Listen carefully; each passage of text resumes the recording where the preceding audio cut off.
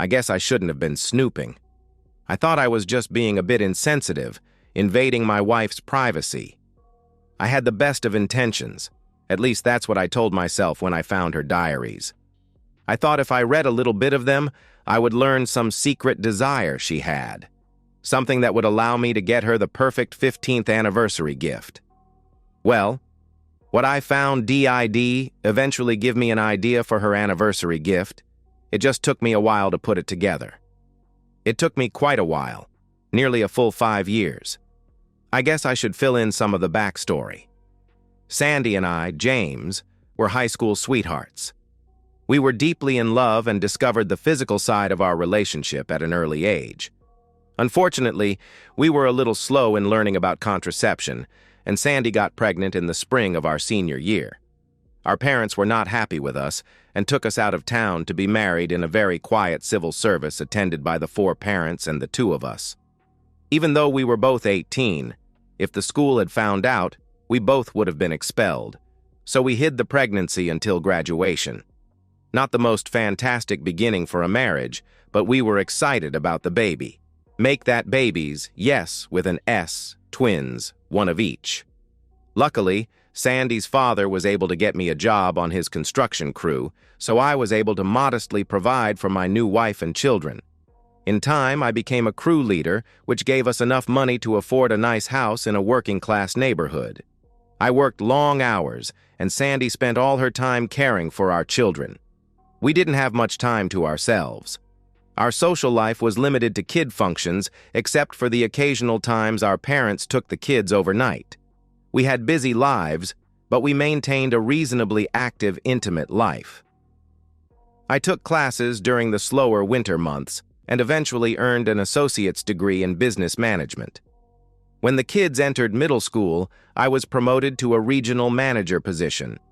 Things got much easier for us financially, and my hours became a little more regular. The only drawback was I had to travel to the home office for some manager meetings. That usually meant I was gone 3 to 4 days every other month. With the kids being older, Sandy decided to get her realtor's license and was hired by Henderson Realty, who listed several of the spec houses we built. They were a large firm, and Sandy did showings for them. She didn't make a lot of money, but she enjoyed the work, even though it meant she often worked odd hours. The summer before the twins were to start their freshman year of high school, Sandy and I were approaching our 15th wedding anniversary. I had been saving money to do something special for her, but just couldn't think of anything special to get her. One Saturday afternoon, the kids were gone, and Sandy had a showing, so I was home alone.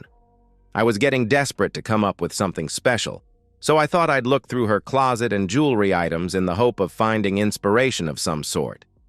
I looked at her outfits and just didn't have a clue what she might need or want. Then I decided to check out her jewelry box.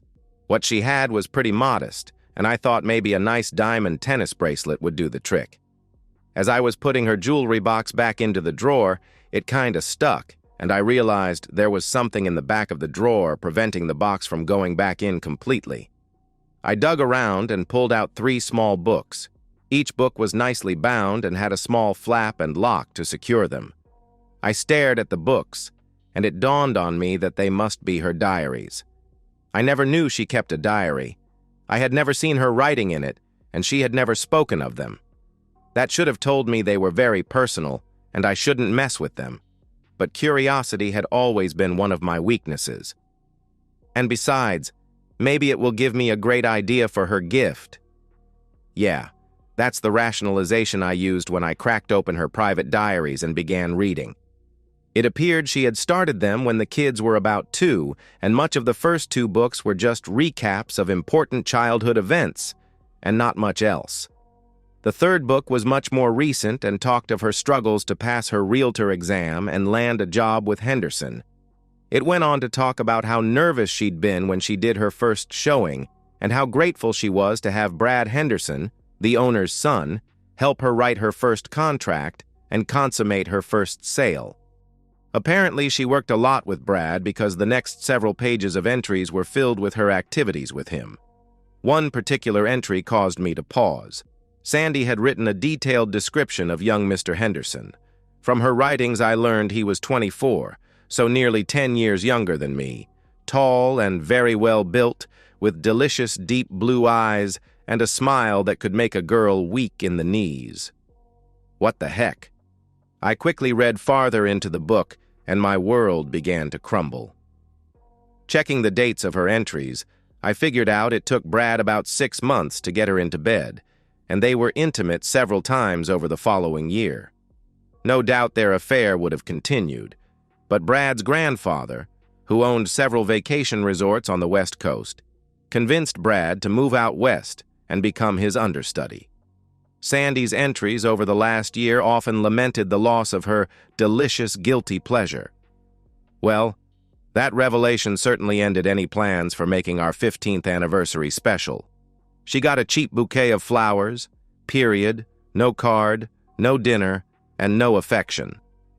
Reading her diary clearly showed she had been quite smitten with Brad and felt no compunction about cheating on me. I had no doubt she would still be gleefully seeing the jerk if he hadn't left town. Her cavalier attitude about cheating had me wondering if she was currently looking for someone to replace Brad. I focused on being supportive of my kids and let my feelings for the only girl I'd ever love slowly die. My plan was to stay married to the cheating woman until the kids left for college. We live in a no-fault state, so there was little I could do to protect myself from the courts. I dumped most of the money we had saved into a tuition account for the kids, knowing that I would be responsible for that anyway. I also began to slowly collect cash and rare coins and keep them in a safe in a rented, fireproof, climate-controlled storage unit under my brother's name. Periodically, I would check her diaries to see if she had found a new paramour, but there was never any mention of any new, delicious, guilty pleasures. She did describe, in great detail, her desires for a few young men she had encountered, but it appeared she never acted on any of those feelings. Most of her entries were just recaps of her work life and the kids' adventures. As the kids prepared to graduate, she wrote of her hopes to travel with me and finally get to enjoy life with her wonderful, thoughtful, loving husband. She actually wrote those words. I almost became ill. During those 5 years of waiting, I wasn't just saving money and going through the motions. I was formulating a plan that would ensure both Sandy and Brad would understand the full consequences of their actions. First, I hired a private investigator to track down Brad Henderson on the West Coast. It didn't take long to discover he was now the general manager of the Ocean View Resort in Malibu, one of his grandfather's premier properties. The PI also discovered Brad had developed quite a reputation as a womanizer, making passes at both guests and staff. He'd narrowly avoided a couple of sexual harassment lawsuits thanks to his grandfather's influence and money. I needed more than just information, though. I needed leverage. So I created a new identity, Jason Reynolds, a wealthy real estate developer looking to expand into luxury resorts. I had business cards, a website, and even a basic LLC registered in Wyoming. I spent about $10,000 setting everything up, but it would be worth every penny.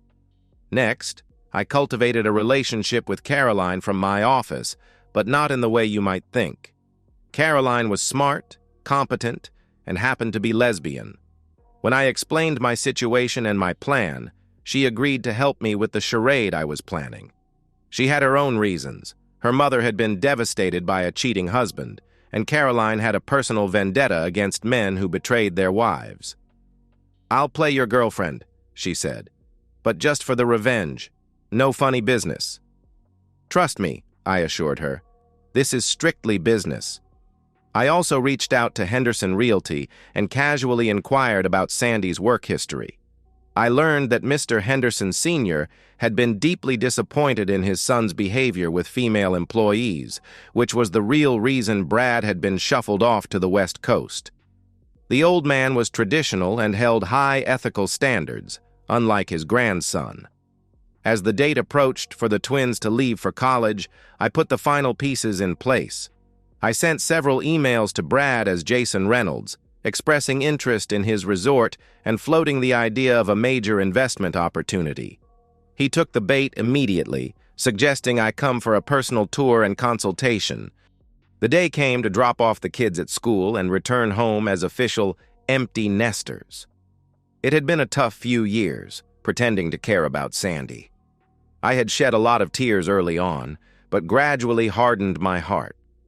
Although our intimate life had slowed to a crawl, Sandy was always receptive and sometimes initiated things. Too bad. I really liked being with her, but it was just physical now, never making love.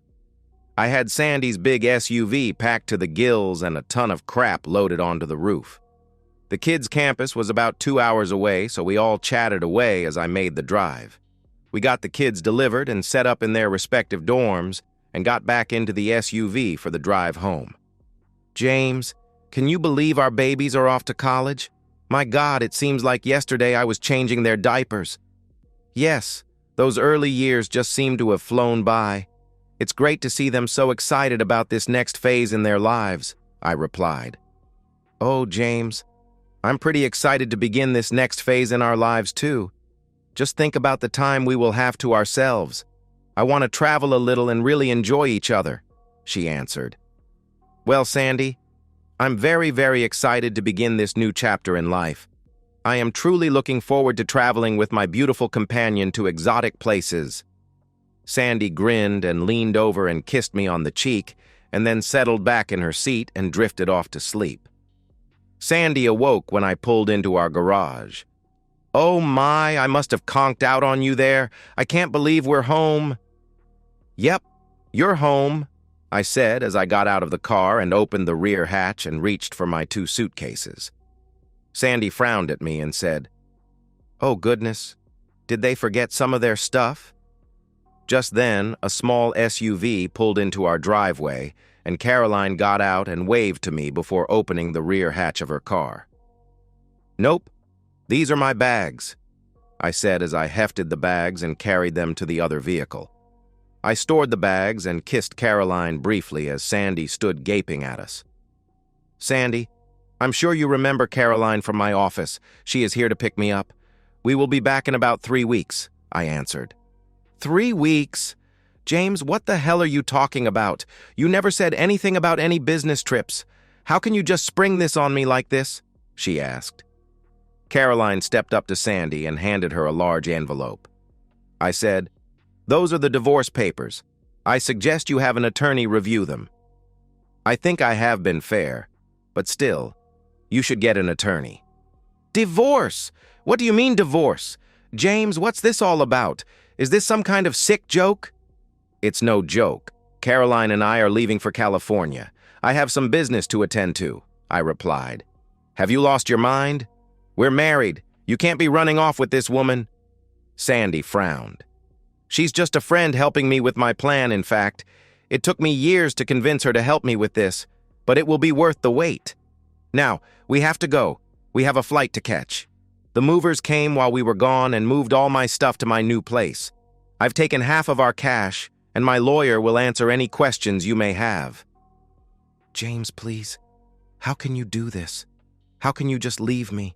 We've had almost 20 years together. Doesn't that mean anything to you? She sobbed, tears streaming down her face. Yes, Sandy, it does. I loved you with all my heart for 15 years. I gave you all I had to give, but it just wasn't enough for you. You just had to have your delicious guilty pleasures. Recognition burst onto her face as her hand flew up to her mouth. My diaries! You read my diaries! Oh my God! Oh my God! James, please, it was a mistake. Please, baby, don't do this. Please, I love you. Please, James. I turned to Caroline and nodded, then looked back at my soon-to-be ex-wife. You had your delicious guilty pleasures. Now it's time for me to have my justice. Caroline and I flew to Los Angeles that evening. She'd booked us separate rooms at a hotel near Brad's resort and then helped me prepare for my meeting with him the next day. I wore an expensive suit I'd bought specifically for this occasion and carried a briefcase containing what appeared to be investment documents. Brad Henderson greeted Jason Reynolds warmly at his office, clearly excited by the prospect of a major investor. At 29, he had grown more confident, but no less arrogant. His office was filled with photos of him with celebrities who had stayed at the resort. "Mr. Reynolds, it's a pleasure to finally meet you in person," Brad said, extending his hand. "I've prepared some materials about our expansion opportunities." "Call me Jason," I replied with a smile, "and I appreciate your time. But before we discuss business, I always like to get to know my potential partners on a personal level. Tell me about yourself." Over the next hour, Brad bragged about his accomplishments and his connections and hinted at his romantic conquests. As he loosened up, I steered the conversation toward his past. "So you weren't always in the resort business? I understand you worked in real estate back east?" I asked. "Yes, for my father's company. But that was just a stepping stone. I always knew I was destined for bigger things." "Henderson Realty, right? In fact, didn't you work with someone named Sandy Wilson there?" I asked. His smile faltered slightly. "I worked with lots of agents. The name sounds familiar, but..." I leaned forward. "Sandy Miller, actually. Married to James Miller." Brad's face drained of color. "I'm sorry. Who did you say you were again?" "I think you know exactly who I am," I said, my voice steady and cold. I opened my briefcase and pulled out copies of Sandy's diary entries about their affair. "I've been planning this moment for 5 years, Brad. Look, man, I don't know what Sandy told you, but she didn't tell me anything. She wrote it all down, though. Every sordid detail," I replied. Brad stood up, trying to regain his composure. "This is ridiculous. I'm going to have to ask you to leave." "I will. But first, you should know that I've sent copies of these diary pages to your grandfather, along with a detailed account of your sexual harassment of employees here. I also took the liberty of contacting those 2 women who almost filed lawsuits against you. Turns out, with a little financial incentive, they're now willing to come forward." His face was a mask of panic now. "You can't do this. My grandfather will..." "Disown you? Remove you from the family business?" "Yes, I imagine he will. He's quite traditional, isn't he? Doesn't tolerate scandal." I stood up and straightened my tie. "By the way, I've also sent copies to your father. Seems he suspected something happened between you and Sandy, but could never prove it. That's why he was so eager to ship you off to California." As I turned to leave, Brad lunged at me, but I was prepared. I sidestepped him easily, and he stumbled into his desk. "I wouldn't do that," I warned. "Assault charges would just make your situation worse." I left him there, staring at the copies of the diary pages, his future crumbling around him.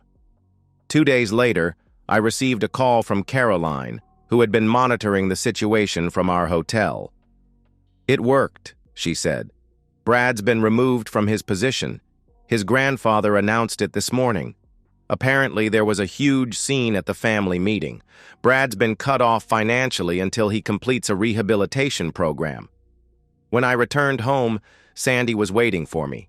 She looked terrible, eyes red from crying, hair disheveled. "How could you?" she demanded. "Mr. Henderson called me into his office yesterday. He had copies of my diary. He fired me, James. He said his son had been disowned from the family business because of me." "Not because of you," I corrected. "Because of both of you. Actions have consequences, Sandy. But you've destroyed my career. No one in real estate will hire me now." I shrugged. "Just like you destroyed our marriage. Seems fair to me." Sandy tried to fight the divorce and even denied having an affair with Brad, telling everyone I had just lost my mind and run off with another woman.